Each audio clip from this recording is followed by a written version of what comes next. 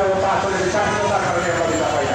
এবার একটা অবস্থা আছে যেখান থেকে এই ছাত্র বৈষম্যবিরোধী ছাত্র আন্দোলনের সমগ্র বাংলাদেশে আমরা 4জন সাংবাদিককে হারিয়েছি, আমাদের চারজন সহকর্মীকে হারিয়েছি, সমগ্র বাংলাদেশে আমরা 4জন সহকর্মীকে আমাদেরকে হারিয়েছি। যেমন একটা পরিবেশ ছিল এই দেশে যখন 5 তারিখের আগে আপনি দেখেন যে থানায় মামলা নিয়ে গেলে থানা মামলা গ্রহণ করছে বিভিন্ন ধরনের হিমশিম ফেলে। মানে আপনাদের